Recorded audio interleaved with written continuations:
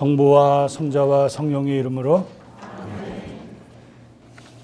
우리의 발걸음을 인도해 주시는 주님, 오늘도 저희는 마르코를 통한 당신의 말씀과 또 표징의 뜻을 배우기 위해서 이 자리에 모였습니다. 이 저녁 이곳에 모인 저희 교우들을 축복해 주시고 무엇보다도 당신의 순환과 죽음, 부활의 의미를 새길 수 있도록 은총을 베풀어 주십시오. 또한 우리를 특히 당신의 사랑과 일조시켜 주시고 우리의 마음을 열어주시고 이 시간을 통해서 더욱 당신과 일치할 수 있도록, 그리고 우리가 행복한 삶을 살 수 있도록 우리를 이끌어 주소서. 우리 주 그리스도를 통하여 비나이다. 아멘. 성부와 성자와 성령의 이름으로 아멘. 여러분들 유임을 받으신 거 그냥 마르코복음 11장부터 16장을 이렇게 했고요. 오늘 요약해서 보면 우선 11장과 16장에서 14장까지는 이제 일부 전반부라고 얘기할 수 있죠. 그래서 예수님께서 예리고를 이제 마지막으로 예루살렘을 향하시면서 예루살렘에 입성하시는 거, 그리고 거기에서 전반부로는 예수님께서 주로 성전을 중심으로 해서 가르쳐 주신 거, 그래서 성전에서 가르치시고 저녁에는 그 가까운 베타니아로 가셨다. 마르코는 특별히 이걸 밝히고 있어요. 그리고 어디에도 나타나지 않는 무화과나무 저주를 말씀하셔요. 베타니아를 떠나시면서 무화과나무에 뭐가 달렸나 봤는데 없으니까 그 무화과나무를 말라 죽게 했다 하는 저주를 하셨다는 거. 정말 예수님께서 한 번도 그런 일이 없으셨는데, 그래서 마르코는 이걸 통해서 무엇을 전해주는가? 그래서 그 사이에 성전 정화에 대한 이야기를 합니다. 성전을 정화시키시고 다시 오다 보니까 성전에서 나왔다 보니까 예수님께서 무화과나무를 그러니까 저주시킨 그 의미를 이제 제자들에게 이렇게 깨우쳐 주십니다. 그리고 이제 오늘 우리가 또 함께 볼 수 있는 포도밭 비유의 말씀을 해주시고요.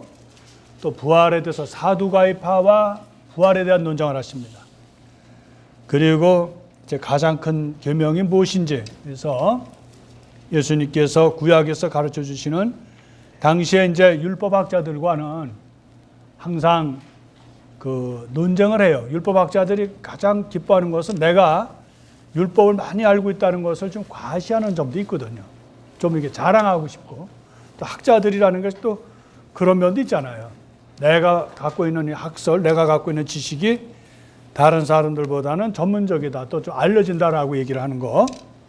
그리고 이제 성전 파괴에 대한 얘기를 합니다. 성전이 파괴되고 세상 종말이 오고, 그래서 그 종말론적인 표현을 많이 해요. 조금 우리가 다니엘서에서 특별히 나타나는 이 종말론적인 것은 좀 우리 심리적으로는 좀 불안하고 또 두려움이 있는 것이죠.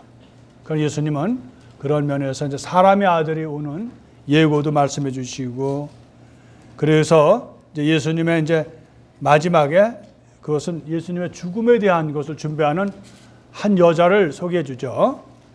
그래서 루카복음은 그가 바로 마리아라고 했는데 마르코는 그냥 한 여자라고 이렇게 해줬습니다. 어쨌든 근데 베타니아에서 나병 환자 시몬의 집에서 이런 일이 있었다, 이렇게 얘기를 하고 있습니다. 마르코는 특별히.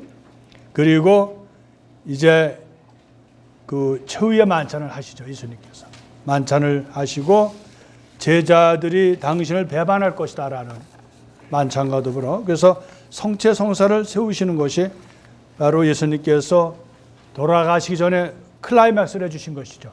그리고 이제 우리가 아는 2부는 예수님께서 이제 올리브산에서 체포되시죠. 그래서 14장 후반부 43에서 46절에 보면 예수님께서 올리브산에서 제자들과 같이 기도하시다가 돌아가셨다.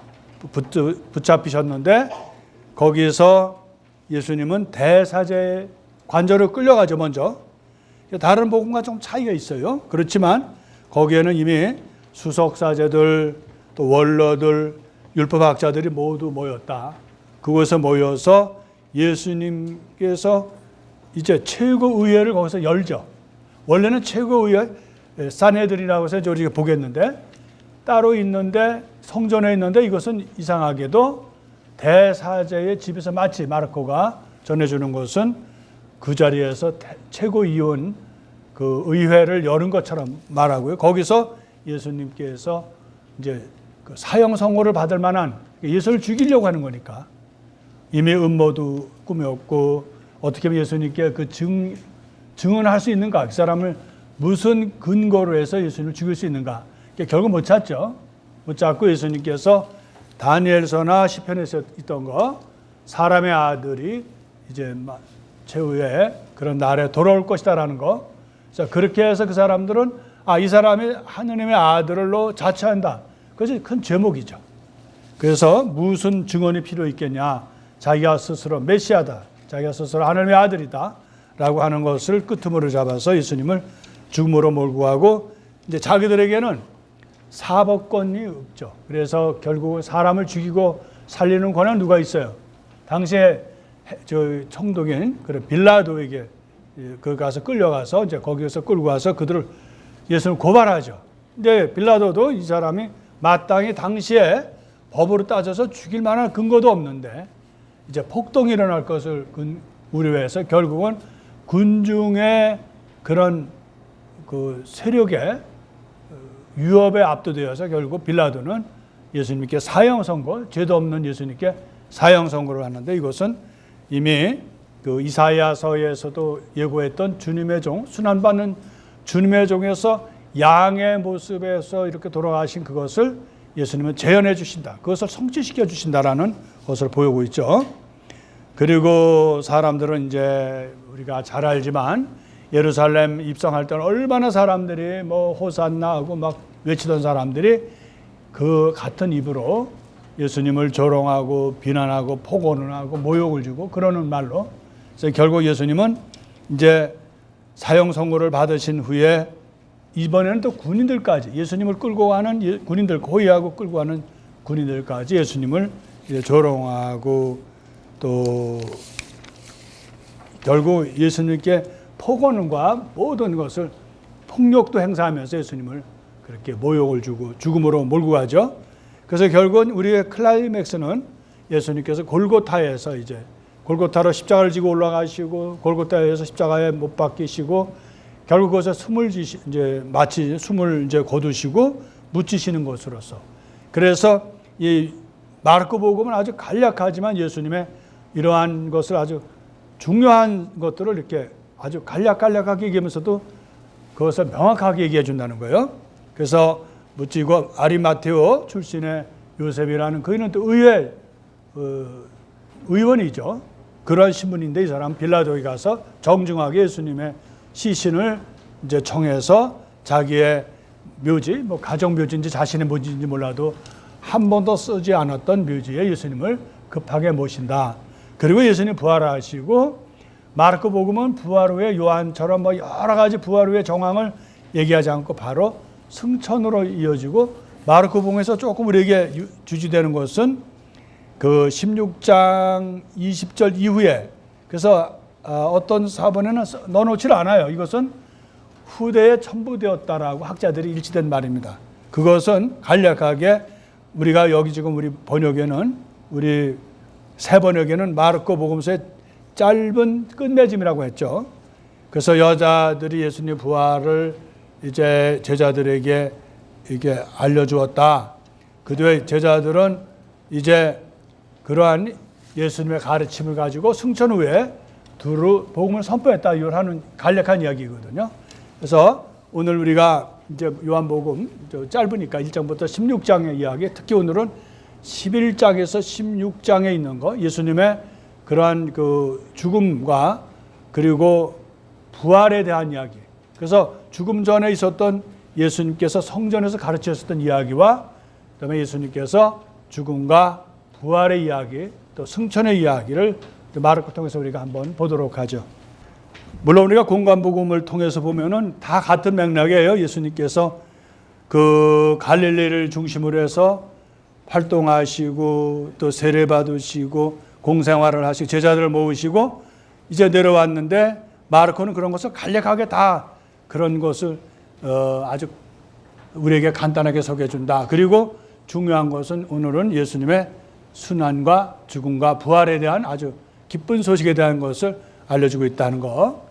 예, 그래서 뭐 여러 가지 그림이 있습니다만은 이렇게 예수님은 아마 모든 사람이 많은 환성을 한 게 아니라 예수님께서 지나가시는 그곳에 지금 무슨 거냐? 사람들이 보고 예수님이란 그분은 여기 성전에서 가르치고 그랬던 분이구나.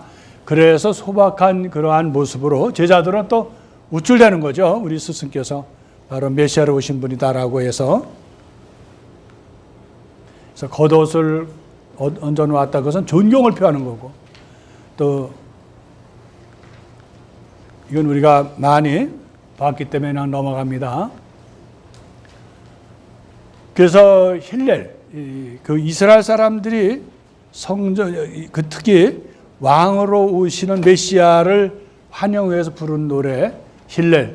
그래서 이스라엘 사람들은 성지 순례를 하면서 부르는 노래와 그 다음에 왕으로 오시는 임금.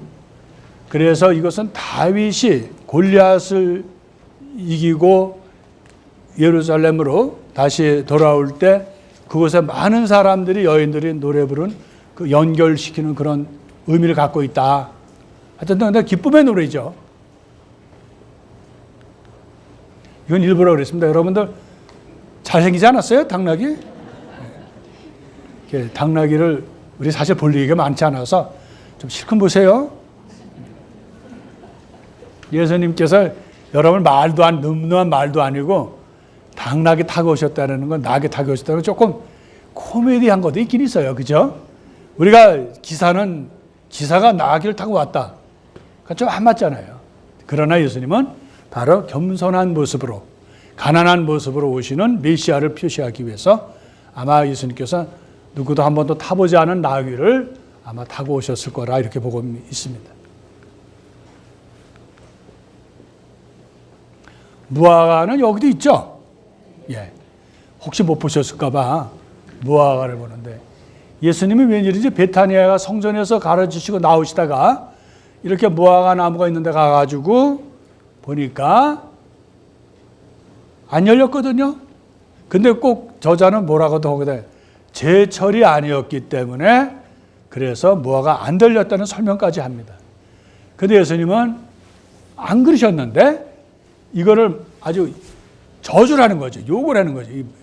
저기 무화과도 안 들린 이 나무가 살아있다니 해서 그렇게 멀쩡한 무화과를 저주를 시킵니다.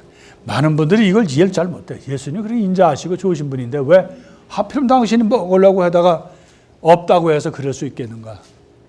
근데 그것은 의미가 있는 거예요. 그것은 성전 정화와 연결해서 예수님은 그 의미를 가르쳐 주시죠. 이렇게 말라버린 거예요. 이어서 나무를 저주하시고요.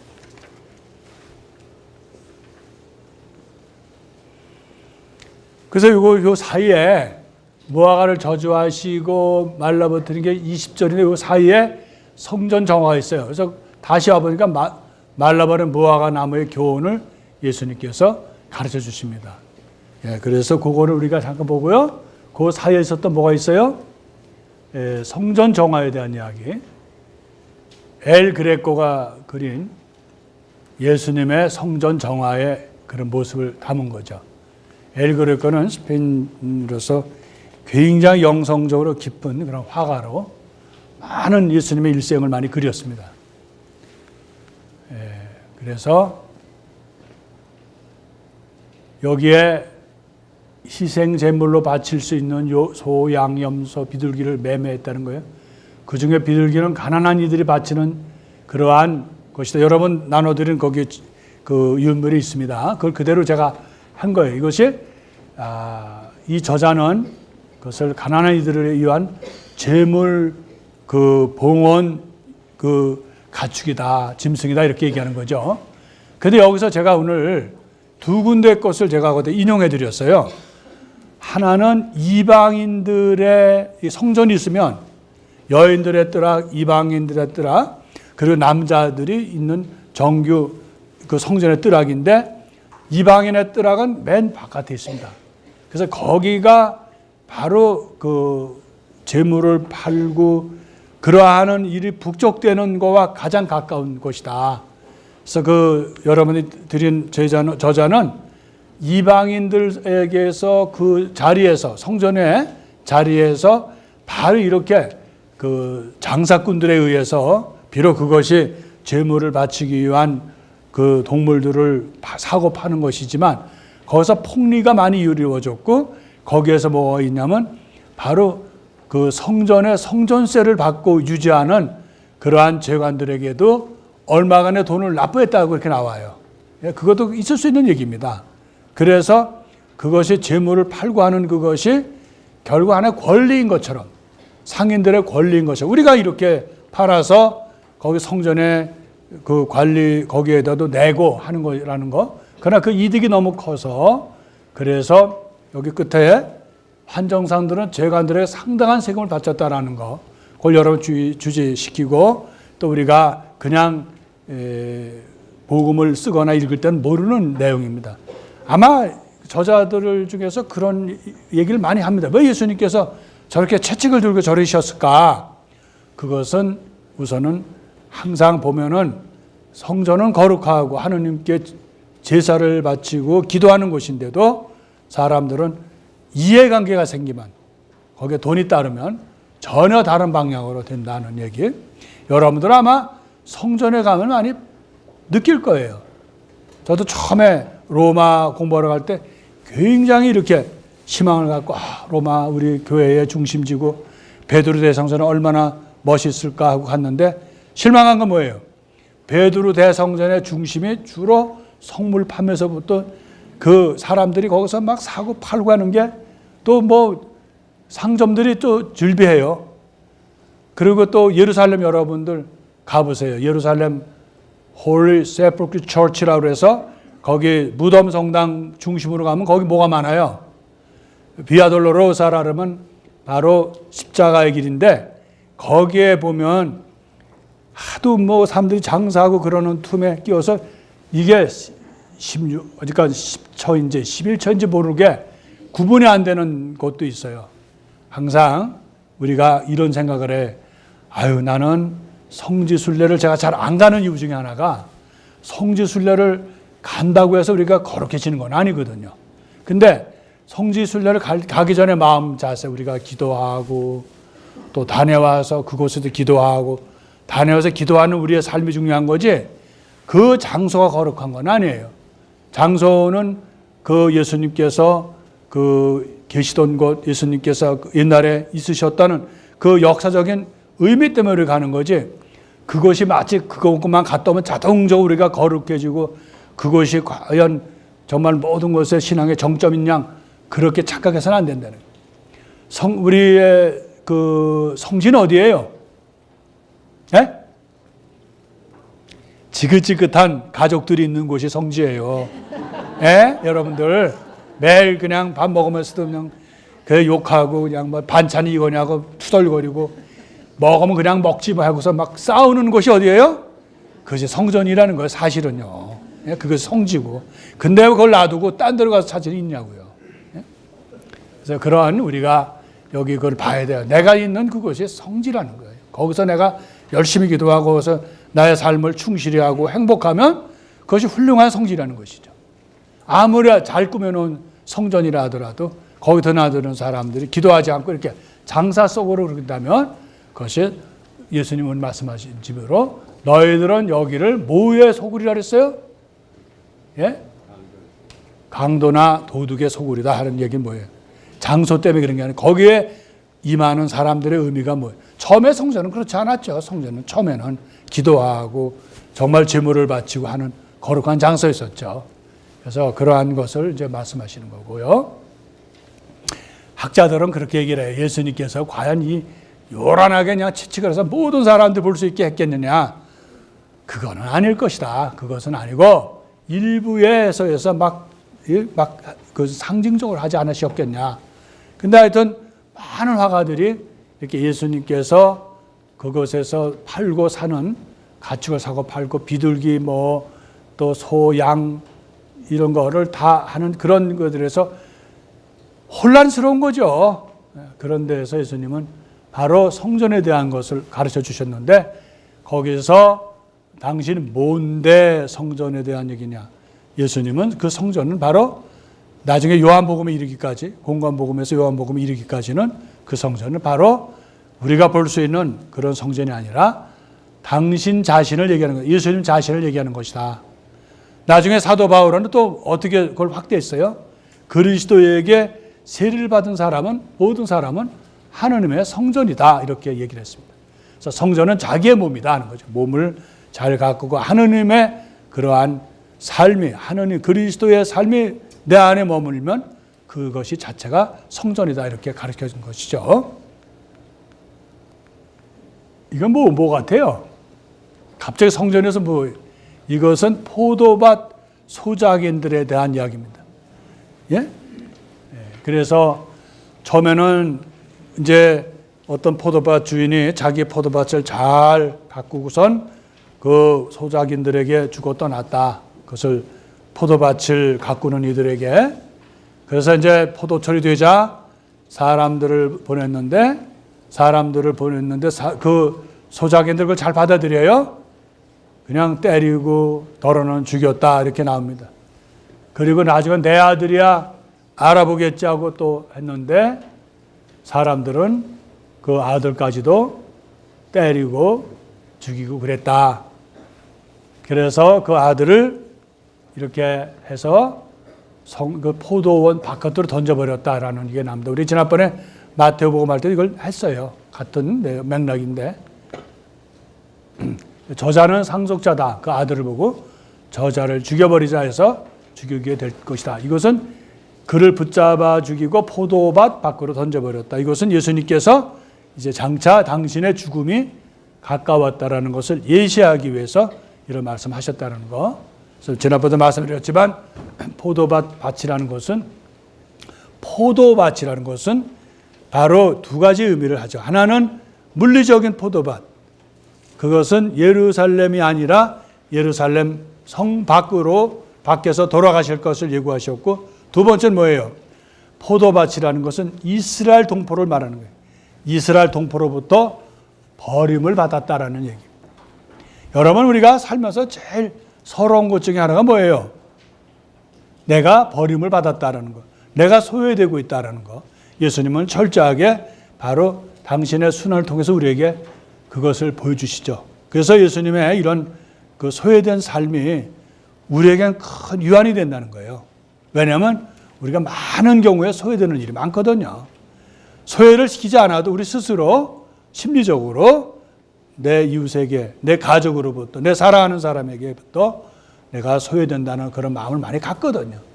사람은 한편으로 보면 굉장히 외롭고 공허한 것이 있다는 거예요. 예수님은 이런 순환의 얘기를 통해서 우리에게 큰 힘을 주신다는 것이죠. 왜? 하느님의 아들이신 예수님도 이렇게 사람들로부터 버림받고 소외되셨다라는 이야기에 우리는 이런 예수님의 삶을 묵상할수록 우리가 더 우리의 신앙에 아주 올바른 길을 또 흔들리지 않는 길로 나갈 수 있다는 거예요. 이건 뭐라고 좀 생각을 해서요. 저도 몰라요. 예? 그런데 가만히 들어보면 예수님께서 어느 랍비하고 얘기하는 중이에요. 그래서 아마 제가 이걸 선택한 거는 가다가 스승님 율법에서 어느 율법이 제일 중요합니까? 라고 자랑하고 싶어 하는 사람을 만난 거예요.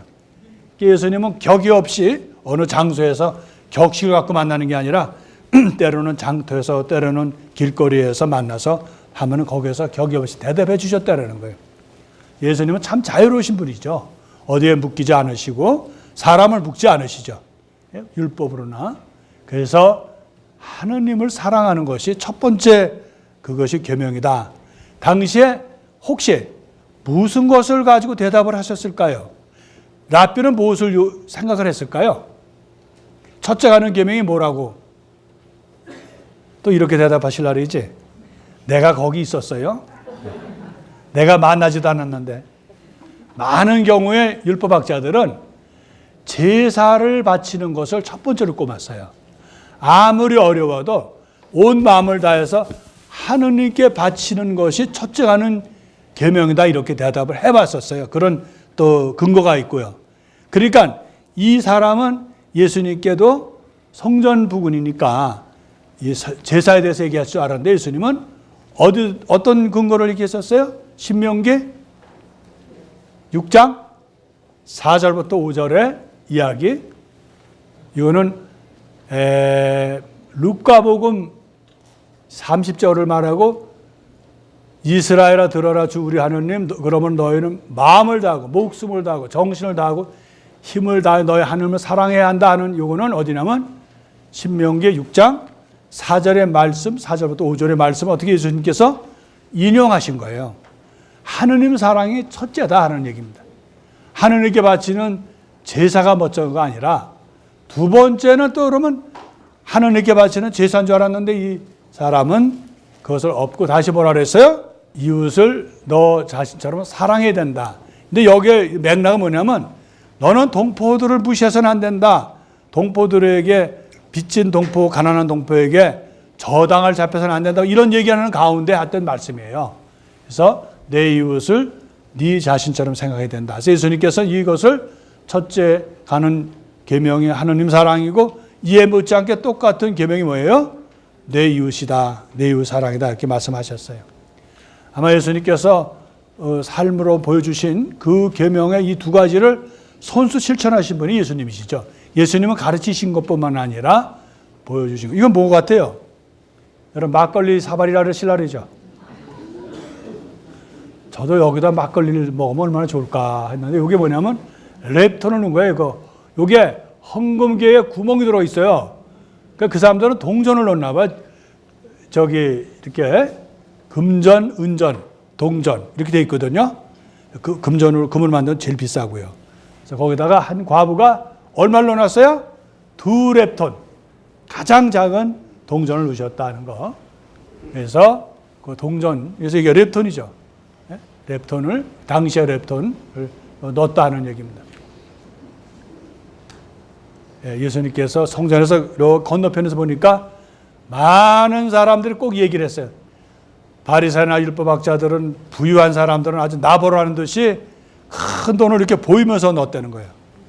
근데 이 여인은 부끄러워서 이렇게 슬며시 작은 돈을 넣었다 하는 것을 예수님 보시고, 저 여인이 자기의 전 재산을, 남들이 보기엔 가장 작지만 자기가 갖고 있는 전 재산을 넣었기 때문에 이 여인이 가장 큰 그런 재물을 봉헌했다 하는 것을 칭찬한 것이죠.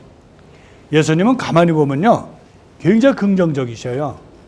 사람들은 많은 걸 칭찬하잖아요. 점수도 많은 거 칭찬하고, IQ도 많은 거, 높은 거 칭찬하고, 적은 걸 칭찬하는 사람이 별로 없는데 예수님은 적은 것도 칭찬해요. 또 칭찬한 대목이 또 어디가 있을까요? 사람 모자라는 걸 칭찬한다. 여기 지금 돈이 작은데 칭찬하시고, 한 곳을 또 기억나는 데 없어요? 예수님 칭찬하신 대목. zakhe오를 칭찬하셨죠. 사람들이 되게 키 작은 사람을 뭐라 그래요? 칭찬해요? 근데 세상은 키 작은 사람을 칭찬하는단 말이에요. 근데 예수님은 zakhe오가 너무 작아가지고 예수님을 못 볼 것 같으니까 돌무화과 나무에 올라갈 정도로 작았다. 예수님은 그러한 zakhe오를 칭찬했다. 예수님 이게 동전 되게 작은 거예요. 그런데 예수님은 그 과부를 칭찬하셨다. 우리의 삶이 작고 못하고 부족한 걸 칭찬할 줄 아는 사람이면 그 사람은 훌륭한 사람이에요. 세상은 안 그렇거든요. 세상은 작은 걸 흉을 봅니다. 근데 예수님은 그렇다. 그래서 예수님의 멋진 것 중에 하나는 항상 긍정적이시라는 거예요. 아이들도 칭찬하셨잖아요. 애들 와서 막 귀찮게 하고 못 살게 굴고 가까이 하면 애들이 또 버릇이 없잖아요. 근데 예수님은 아이들 가까이 오는 걸 막지 말아라. 그래서 그 아이들을 또 칭찬했잖아요. 뭐야? 천국에서는 바로 이렇게 작고 보잘것없는 사람이 천국에서는 가장 큰 자리를 자리한다 하는 것. 여러분들 성서 강의하면서도 부족한 거 칭찬할 줄 아셔야 돼요. 첫째 그 자리에 누가 있냐면 본당 신부예요. 예, 그 얘기를 하려고 지금 말씀드리는 거예요. 아주 불량한 마음입니다. 본당 신부가 지금.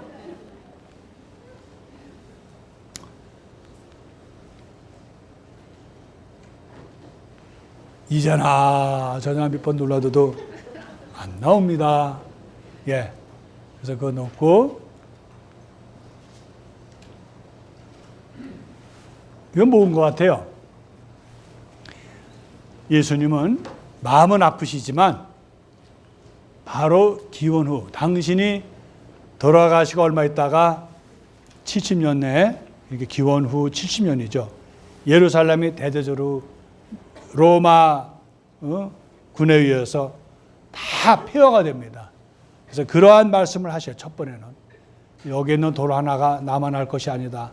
성전의 모든 무너질 것이다 하시고, 그것을 하시는 말씀 중에 세상 종말에 대해서 말씀하십니다.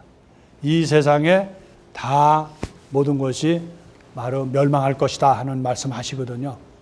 그래서 예수님은 너무 마음이 아프셨던 거예요. 예루살렘이 로마군에 의해서 철저하게 붕괴되고 멸망하고 성전이 짓밟히는, 그래서 옛날에 587년 기원전에 바빌론에 의해서 예루살렘 멸망되었듯이 다시 예루살렘 성전이 멸망되고 예루살렘 도시가 불에 타고 잿더미에 올라앉을 거라는 것을 예고하셨어요.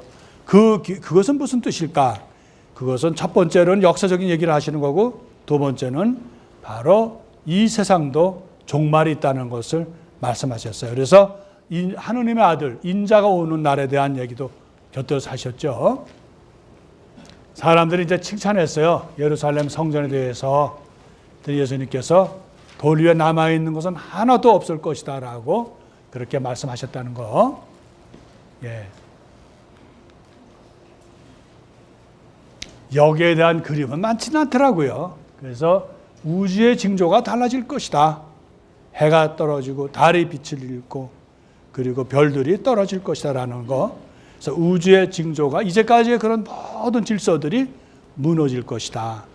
다른 성서에서는 너희들 두려워하지 마라. 그때 머리를 들어라. 이제는 바로 세상에 종말이 오고 하느님께서 예고하신 대로 하느님께서 도래하실 것이다. 오실 것이다라는 것이죠. 그래서 이제 사람의 모습으로 한 그러한 하느님의 아들, 사람의 아들로도 표현하고 사람의 아들, 하느님의 아들. 보통 예수님은 스스로는 사람의 아들로 표현하시죠. 근데 같은 맥락이죠.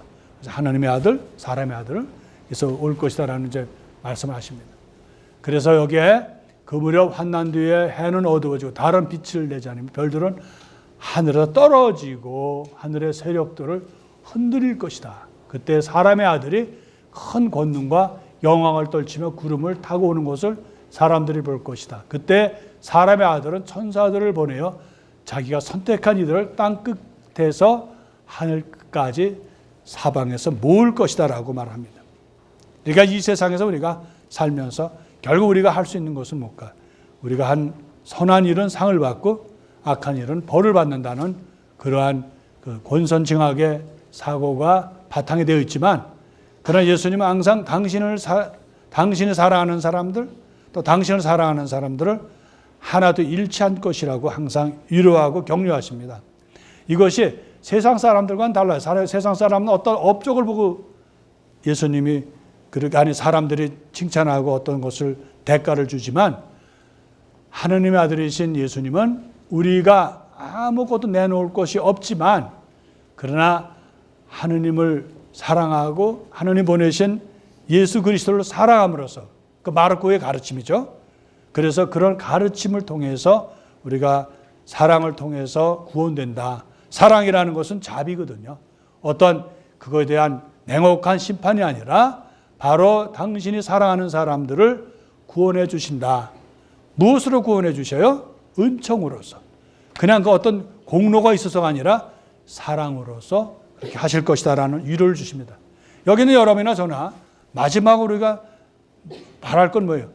주님의 자비죠. 내가 일생 동안 내가 무엇을 많은 것을 일으켜서 어떤 일을 해서 어떤 모든 것을 해서가 아니라 나에게 주어진 탤런트, 그것이 1탤런트든 3달란트든 5달란트든 하느님이 주신 것을 감사하고 내가 할 수 있는 성실한 그런 대답을 하면서 그것을 하는 것이죠. 그렇지만 그것이 내가 구원을 받을 수 있는 내가 성실하게 했기 때문이라는 그것만이 구원의 모든 걸까? 그건 아니거든요. 거기에는 아무리 내가 인간적으로 한다 하더라도 거기에는 부족함과 한계가 있거든요. 그걸 채워주시는 것은 뭐예요? 하나님의 사랑이다. 하나님의 자비고 하나님의 은총이라는 것. 우리가 그 구원의 가장 핵심이죠. 그래서 예수님은 우리가 힘 자라는 날까지 깨어서 기도하는데 그 모든 것은 하나님의 자비로 우리를 선택한 사람으로 우리를 선택하시고 우리에게 축복을 주시고 당신의 나라를 주실 것이다라는 것을 약속하시죠. 이건 뭐 같아요, 이거는? 이거 그래요?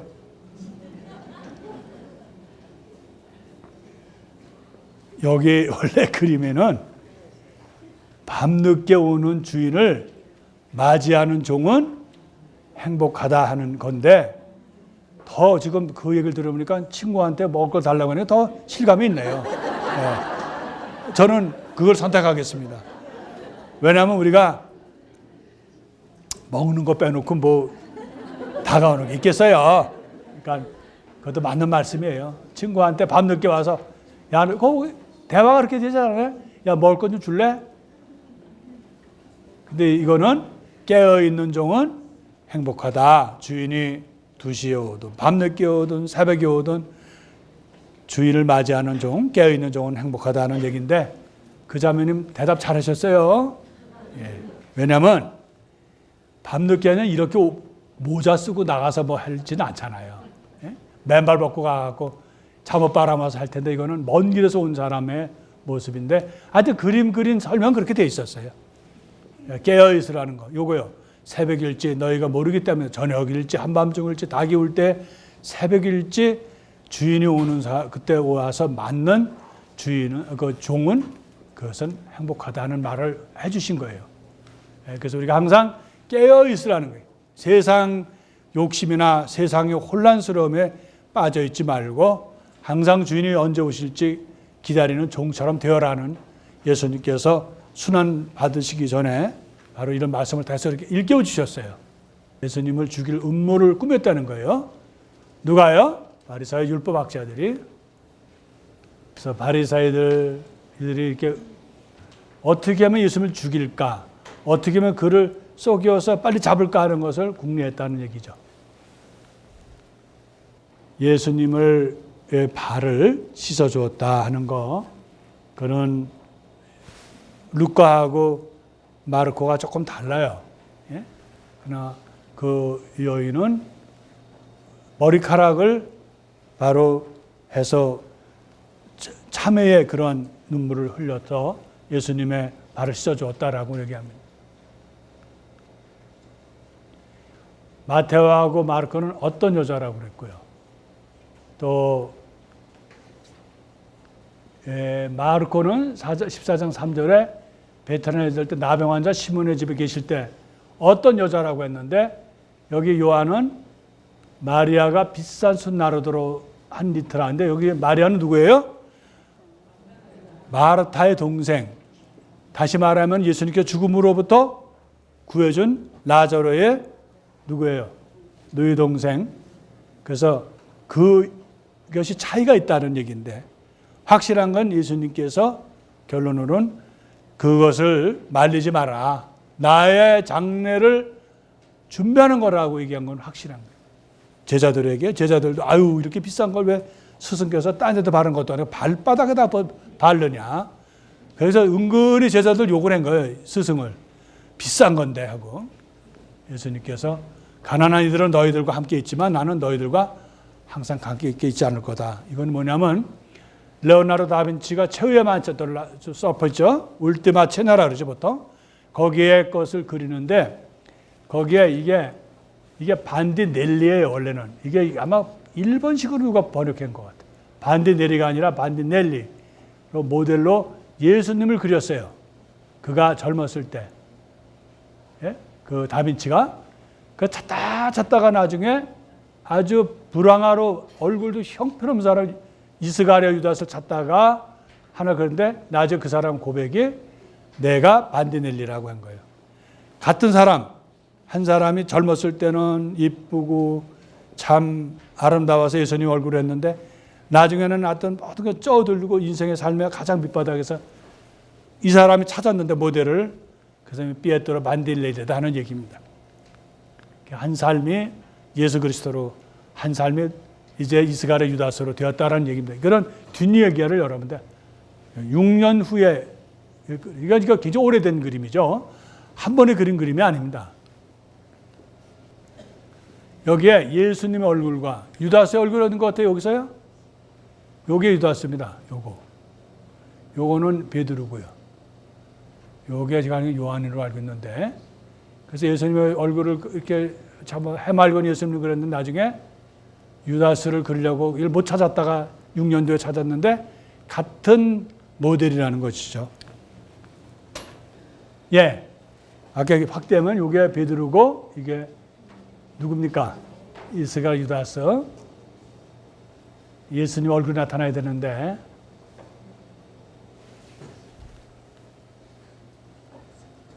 예. 유다스가 예수님을 배신하고 또 제자들을 했다는 거.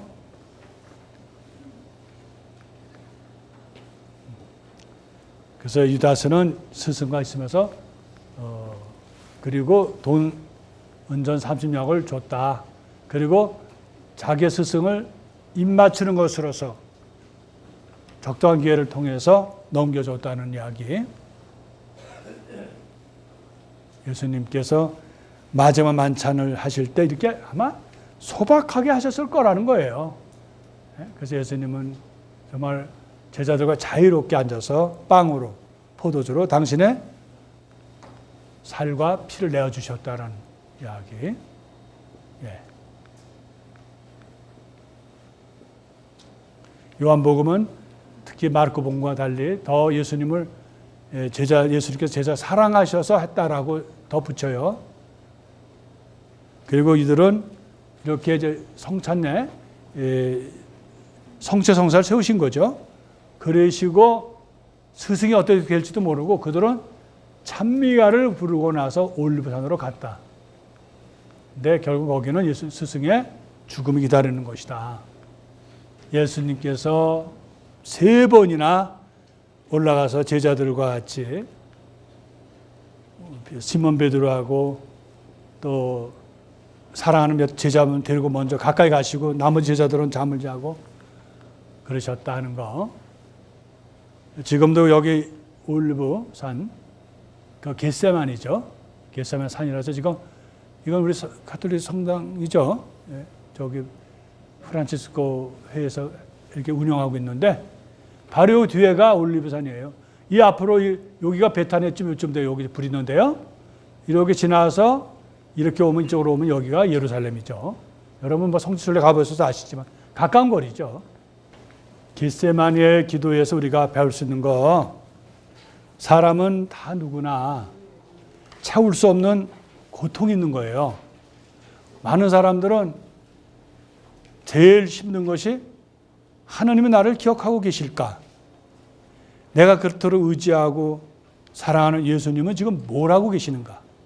내가 이렇게 힘들고 어렵고 또 힘든데 또 외로운데 사람들은 나한테 손가락질하고 다 등을 돌리는 것 같은 그런 어려움이 있는데 가장 당혹스러운 것은 친구들이 나를 기억 못하는 것도 우리가 참을 수가 없어요. 내 이웃이.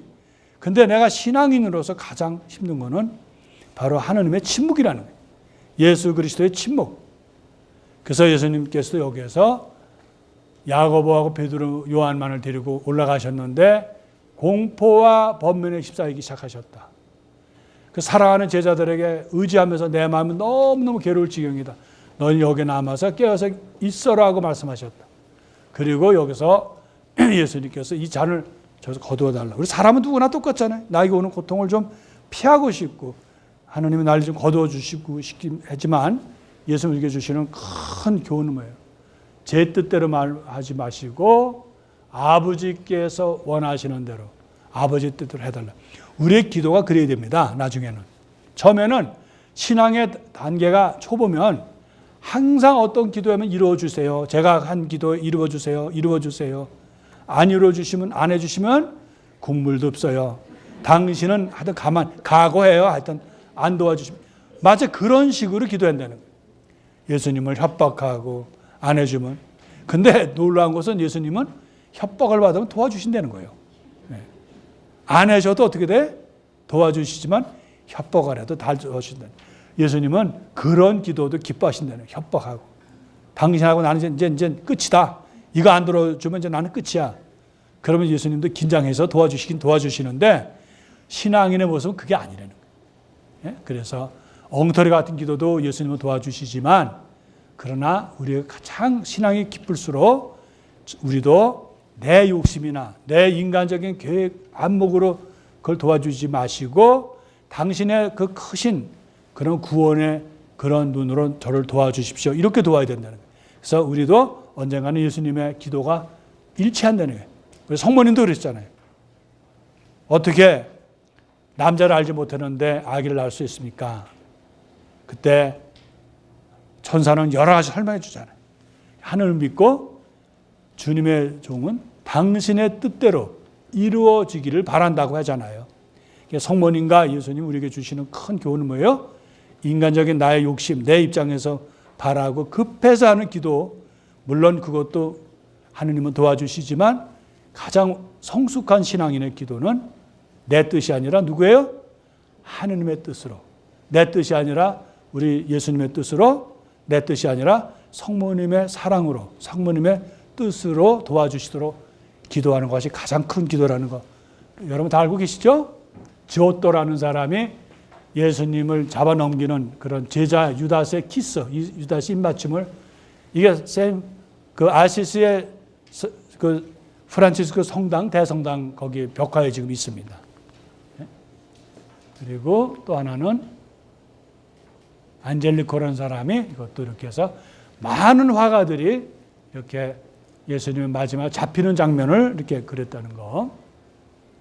45절 스승님하고 나서 입을 맞췄다는 거. 이게 아주 굉장히 더 키스 오브 주다라는 제목으로 뭐 음악도 있고 그림도 있어요. 우리도 사실은 살면서 예수님 이름을 부르면서 그런 모습으로 가서는 안 되겠죠. 우리를 통회하고 또 회개하고 예수님께 자비를 구하고 예수님의 사랑을 구하는 우리 모습이 되어야 되겠죠.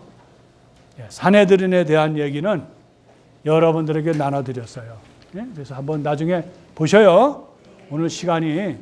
그래서 일부 학자들은 그 얘기에 설마 예수님이 산헤드린에 가서 재판을 받으셨겠냐 하는 걸 반대한다는 거예요. 근데 반대가 아니라 각 그 공관복음서나 요한복음서는 예수님께서 산헤드린에서 했다는 것을 다 이렇게 쓰고 있다는 거죠.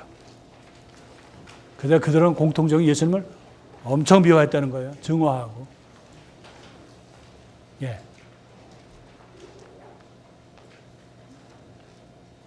다 이건 산헤드린에서 재판을 받으신 예수님의 모습이라는 거. 그래서 예수님은 항상 구약의 그런 예언된 것을 성취시키는 분이다. 그냥 우연이 된 것이 아니라 오랜 시간 이사야 예언자 특히 시편에서 엠마오 제자에게 당신에 관한 얘기를 계속 설명하셨듯이 사실 우리가 성서 공부를 하다 보면 구약에 예수님에 관한 것이 많다. 이것은 여러분 말씀드린 거예요. 구름을 타고 사람의 모습으로 한 사람이 올 것이다라는 거. 이것은 그 다니엘서 7장 13절에 있었던 거. 그래서 이사야서가 하늘의 별들이 뭐 그 해가 떨어지고 세력을 잃고 달이 빛을 잃고 하는 그런 표현이 이사야서에 있고요. 그 바로 다니엘서에서는 사람의 아들이 큰 권능을 가지고 온다는 거. 마태복음 25장에 우리가 봤죠. 이렇게 이 세상을 오겠다는 거는 미리 성경에서 했다는 거. 예수님 십자가 못 박이시고 숨을 거두시고요. 시간이 많이 돼서 그냥 이거는 이걸로 끝나겠습니다.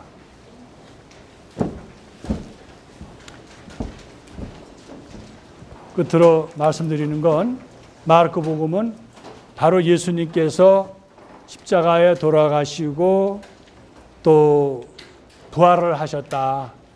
그러나 거기에는 분명히 제자들이 못 알아들었다는 것은 간략하게 얘기합니다.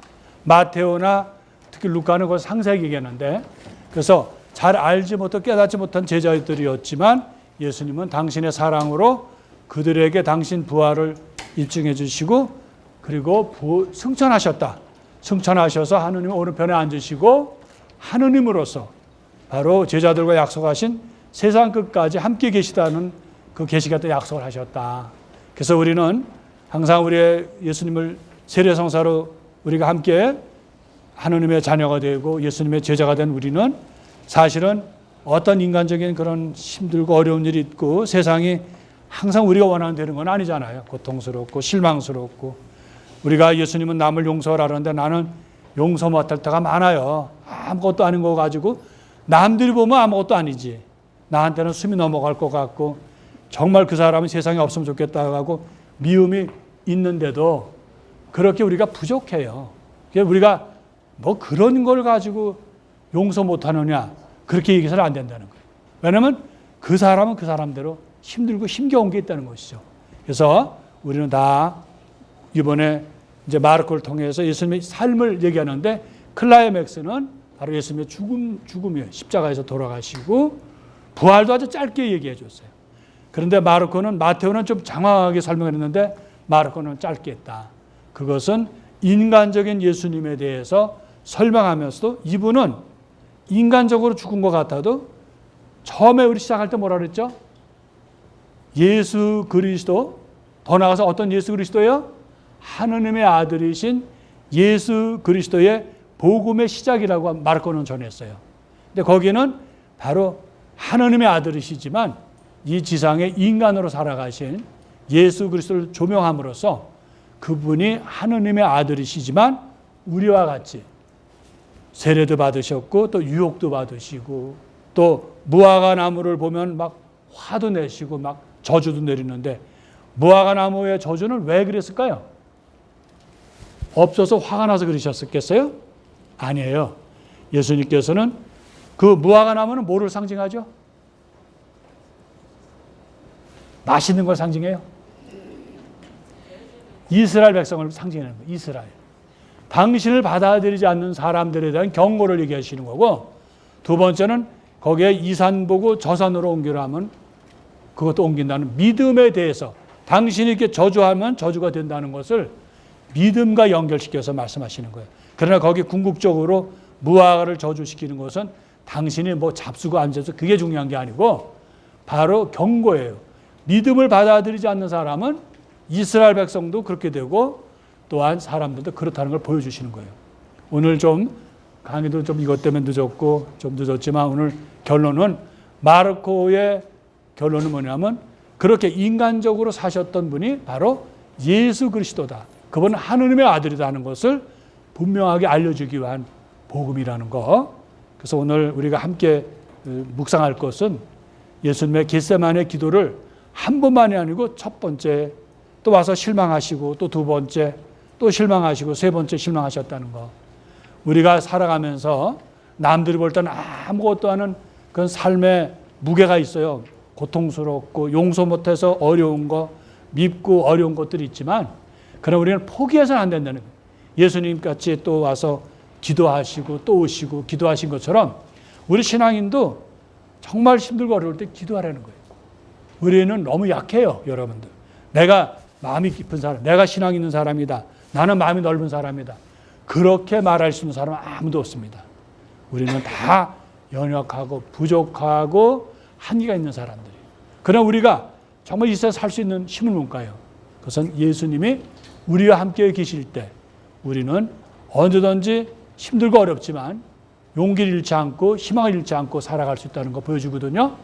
그래서 우리가 이민사에서도 어려운 게 많아요.